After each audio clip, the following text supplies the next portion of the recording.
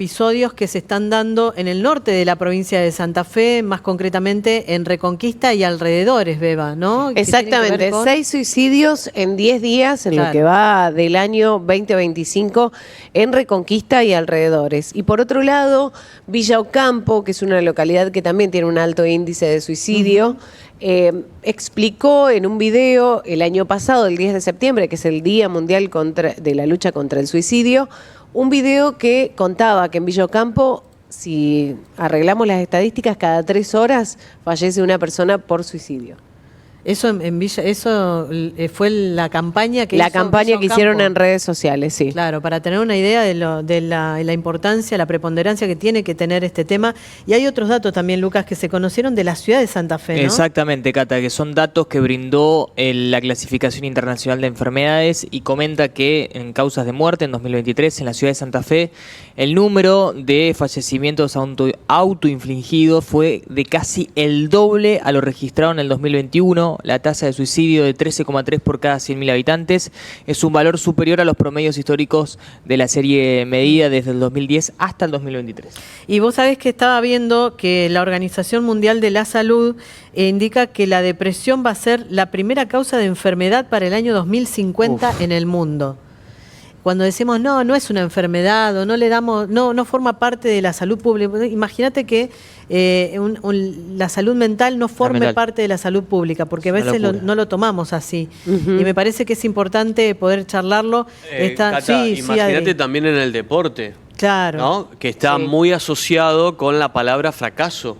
Claro. Donde la mayoría no son exitosos, donde la mayoría de aquellos deportistas que intentan emprender o cualquier tipo de deporte, todos no ganan, siempre gana solamente uno. ¿Qué haces con el resto, que es la mayoría, que no puede alcanzar ese objetivo, esa meta, y que tratás de eliminar de su cabeza, de su mente, la palabra fracaso? Es muy interesante lo que podemos llegar a charlar con Lucas Raspal, que está en línea, es médico psiquiatra y además es docente, y le agradecemos mucho esta comunicación con la Mesa de Ahora Vengo, con Aire de Santa Fe. Estamos Alejandra, Beba, Lucas y Adriel aquí para saludarte. ¿Cómo te va, Lucas? ¿Qué tal, Che? Buen día por allá en Santa Fe. Bueno, ¿escuchaste un poco lo que planteamos? Todo, sí, ¿no? Todo atentamente y con mucha preocupación, porque los números que ustedes van contando a la audiencia se repiten con algunas diferencias, por supuesto, en la mayoría de las localidades. San Jorge, en el centro de nuestra provincia, las grandes ciudades, yo soy de Rosario también, Villa Gobernador Galvez, Granadero Baigorria, todas van registrando tasas de suicidio que crecen. Entonces, claro que preocupa. Y para empezar a hablar un poco, ¿la salud mental forma parte de la salud pública, por ejemplo? La salud mental forma parte de la salud y la salud pública se ocupa de la salud. Es impensable que alguien hable sobre salud y que entienda o quiera pretender que la salud mental pasa por otro carril. Eso tiene que ver con una división histórica, no vamos a hacer tampoco ese recorrido, ¿no? Pero pensar la mente como algo separado del cuerpo sirve solo a fines teóricos, pero ustedes lo saben, yo lo sé, digo, cualquier persona que esté escuchando ahora la radio, que cuando uno no se siente bien anímicamente o cuando está muy perturbado en la cabeza, preocupaciones o demás, se resiente la salud física, si queremos hacer esa división. Claro. Por eso la salud mental forma parte de la salud y la salud pública se debe ocupar, y cada vez más, de la salud mental.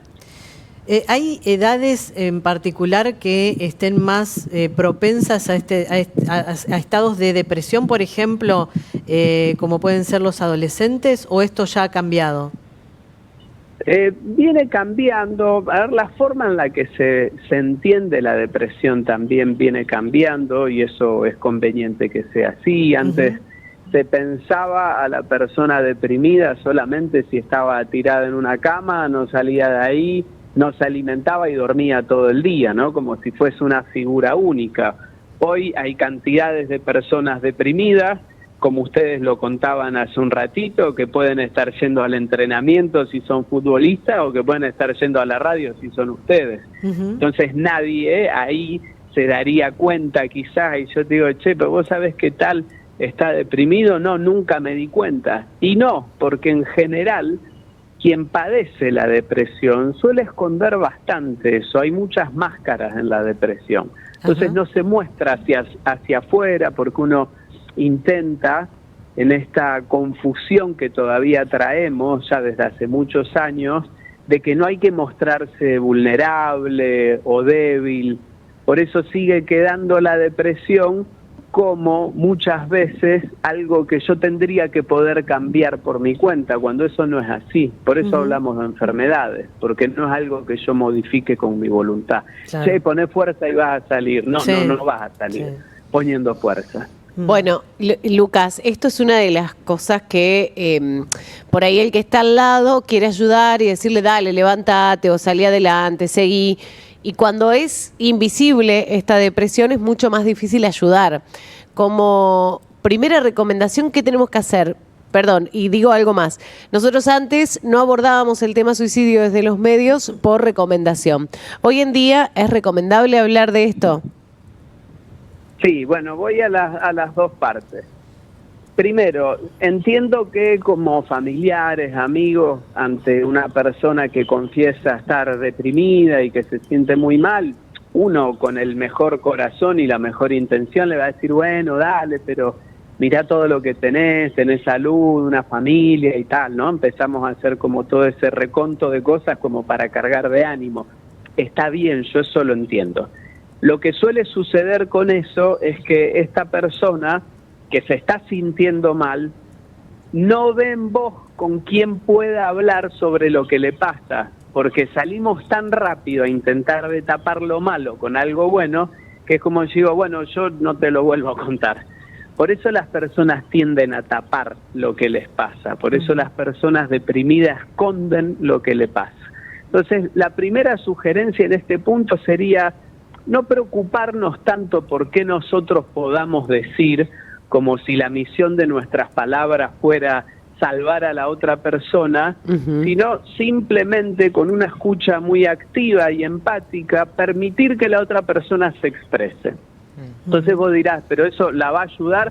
Mira, eso la va a ayudar mucho más a que vos le digas, bueno, pero ponete bien porque tenés hijos, ¿no? Esto no ayuda tanto, ayuda mucho más que yo te escuche en silencio, que pueda yo quizás decir algo, o abrazarte, mirarte empáticamente, compasivamente, eso siempre ayuda.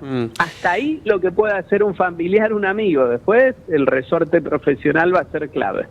Lucas, vos sabés que a mí me llama la atención, sobre todo en la provincia, el porqué de algunas localidades. En el norte, en el sur, en el centro, qué sé yo, departamento San Martín, por ejemplo, en este caso con San Jorge, que tengo entendido que lleva la estadística de mayores de estas decisiones drásticas que toma la gente.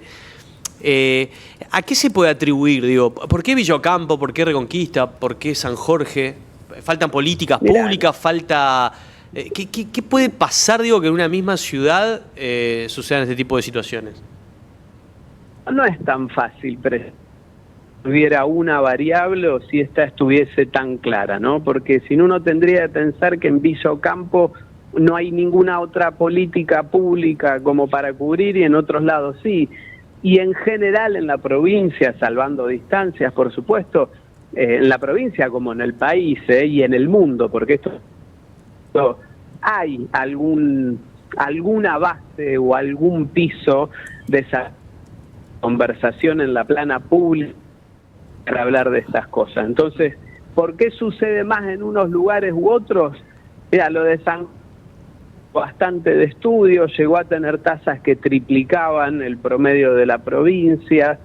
Hay algunas raíces a explorar que tienen que ver con la ascendencia de estas personas. Venían muchos de una comunidad italiana, una comunidad en la que también había mucha tasa de suicidio. Hay una pata en el suicidio que tiene que ver con los antecedentes biológicos, estos familiares, ¿no?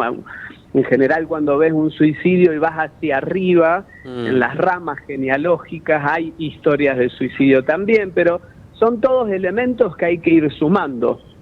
Y luego, lo de Reconquista que ustedes contaban, cuando hay un suicidio, y esto ocurre en población adolescente o población adulta, joven, hay que estar muy atento porque hay otras personas que quedan muy lastimadas, muy dañadas a raíz de ese suicidio. Ahí hay que trabajar en posvención, así se llama técnicamente, de manera inmediata. El año pasado, cuando fue el 10 de septiembre, durante todo el mes de septiembre, yo me la pasé en las escuelas, algo que hago habitualmente, trabajando justamente con la población estudiantil que había quedado dañada, lastimada por situaciones de suicidio de compañeros. Eso hay que trabajar ahí, Claro. sí o sí hay que trabajar. Algunos oyentes dicen, me acuerdo en Villa Minetti, en una semana se quitaron la vida 3 chicos en una noche, 2 juntos, la verdad una tristeza. Sí, bueno, hay ese tipo de Son situaciones. localidades pequeñas, ¿no? Sí.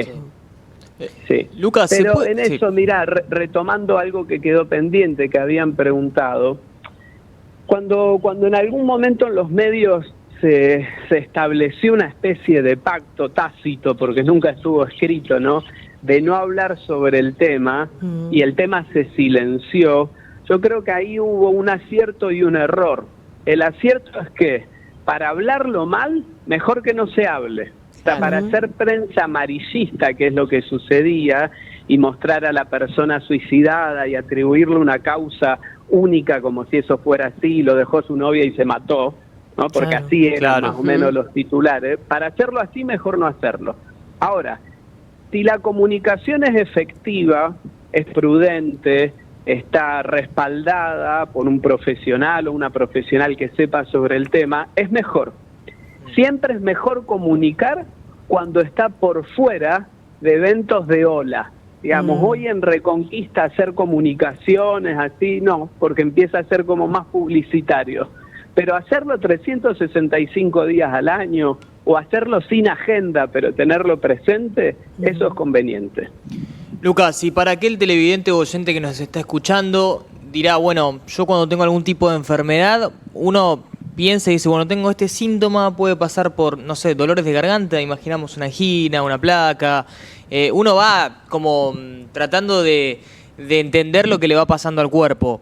Pero cuando hablamos, por ejemplo, de en cuanto a la salud mental, en cuanto a las depresiones, quizá hay gente que hoy está viviendo un estado de depresión, pero que no lo sabe. ¿Qué síntomas tiene que tener en cuenta al momento de decir, che, me pasa esto? Mira, ayer fue el Día Mundial de Lucha contra la Depresión, así que cabe también en el calendario de estos días hablar sobre depresión. La depresión es la principal causa dentro de los trastornos psicopatológicos de suicidio. Lo que no significa que el suicidio solo sea un final posible para las personas que están deprimidas, ni que todas las personas que cursan una depresión en algún momento van a tener ideación suicida. No, para nada. Dicho esto, hay otros cuadros psicopatológicos que también pueden conducir a una ideación suicida, pero la depresión sigue siendo por lejos la más importante. ¿Cómo reconocer la depresión para aquel que todavía quizás no hizo una consulta o no está en tratamiento? En general hay síntomas en 3 campos, lo voy a intentar decir bien sencillo. Un campo es el campo afectivo, lo que se siente es una falta de tristeza, desgano, incapacidad para que antes te... Se corta por Sí, momentos. se está entrecortando, Lucas. A ver si podemos... Yo estoy en el mismo lugar. Estoy quietita. Bueno. Es importante lo que estabas enumerando. Sí.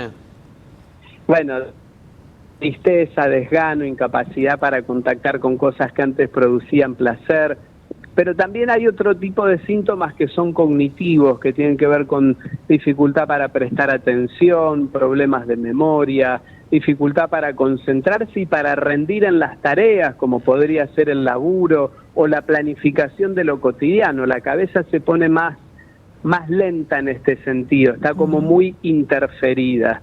Y después hay planos que van más en cuestiones conductuales, a veces o hay incremento del apetito y comes un montón, o se te reduce por completo el apetito, podés dormir un montón o podés de repente estar con insomnio. Entonces hay síntomas que son indistintos, pueden estar también en otros cuadros y procesos que no tengan que ver con la depresión, pero en definitiva vas a estar viendo un poco de todo esto que yo dije, con una sensación última de que no te sentís bien, no le encontrás sentido a las cosas, no le encontrás sentido a la vida. En este tipo de casos, y si el oyente que está escuchando en este momento empieza a escuchar lo que nombrabas recién, campo afectivo, el campo cognitivo, insomnio, el apetito, la falta de apetito o el apetito ya, un gran apetito, debe consultar debe ir un psiquiatra, debe ir un psicólogo rápidamente. ¿Qué es lo que tiene que hacer?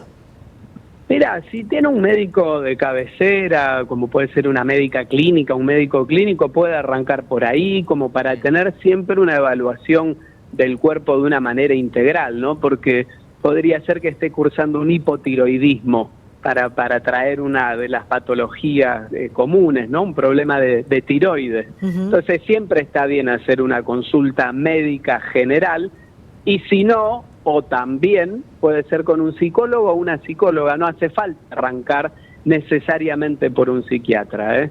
Hay algunas de estos cuadros que pueden ser perfectamente acompañados y tratados por un profesional de la psicología, y en otros casos suele ser necesario o conveniente acompañar también con un psicofármaco.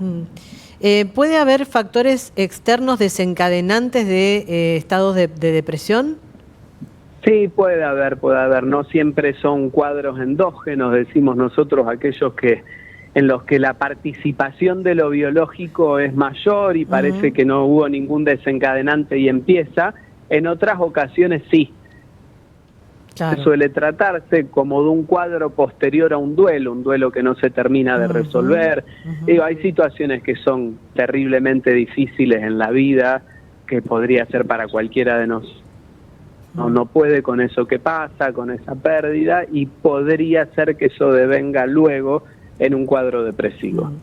Volviendo al tema del suicidio, ¿qué banderas rojas tengo que tener disponibles para darme cuenta que algo está mal, que realmente está mal?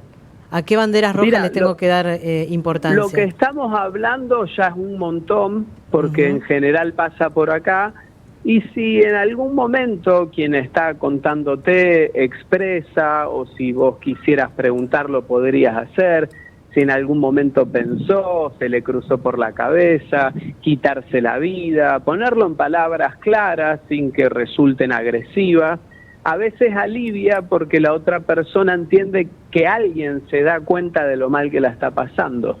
Y ahí siempre buscar ayuda, ¿eh?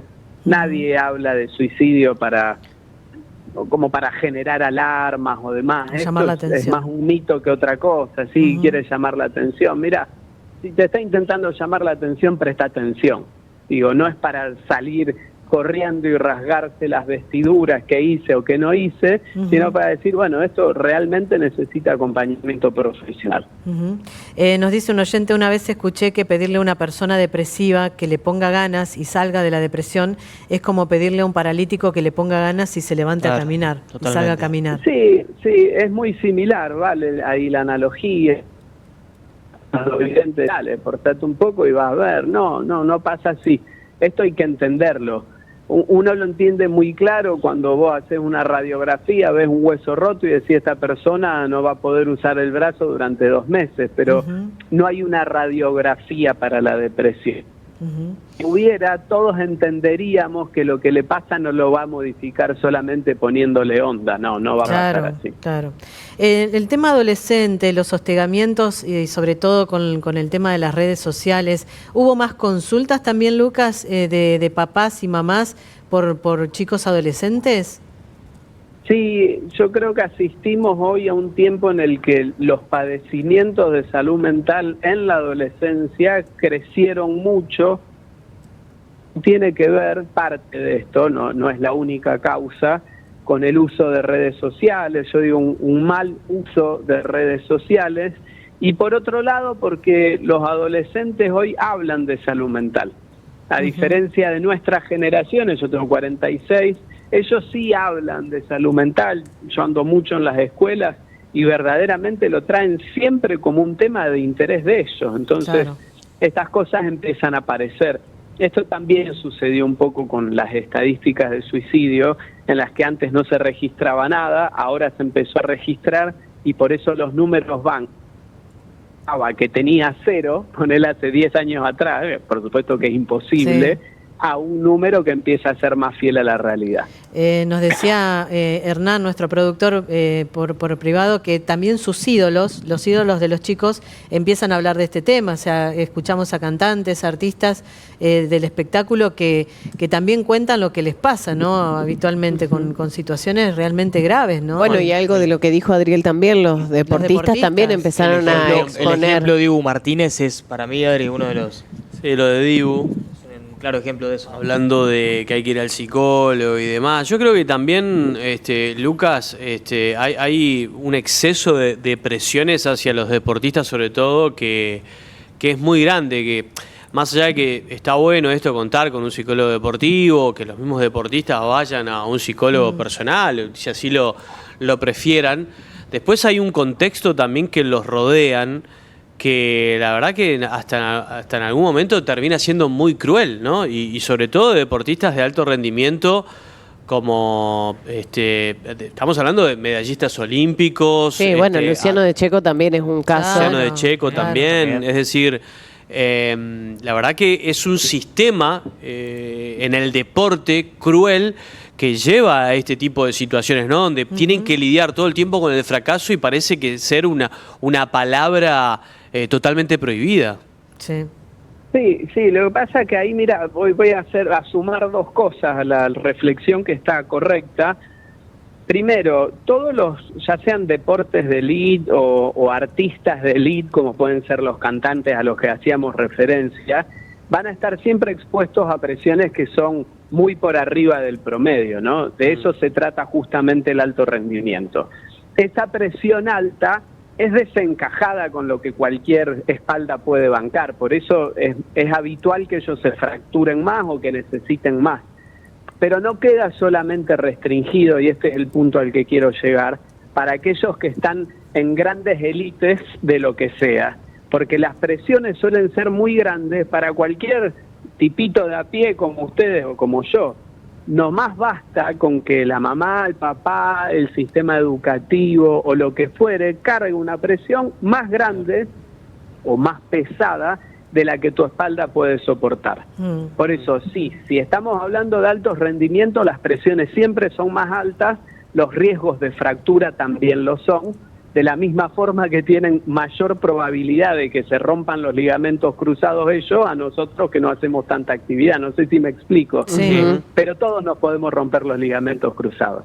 A esto voy. Entonces, que todas las personas que estén escuchando sepan que tu hijo, tu hija, tu hermana, tu hermano, tu papá, tu mamá, tu compañero de laburo, sin estar expuesto a ninguna situación extraordinaria, también se puede quebrar. Claro, y eso también creo que lo tienen que entender y que se ve mucho, sobre todo en niños, en juveniles, de cualquier deporte, pero se ve mucho más en el fútbol. Por lo menos es donde la gente, creo yo también a través del mensajero acá de la radio, muchas veces se expuso, que no entiende, por ejemplo, cómo hay padres que van a ver a sus hijos de 8, 9 años y le gritan, no los dejan jugar.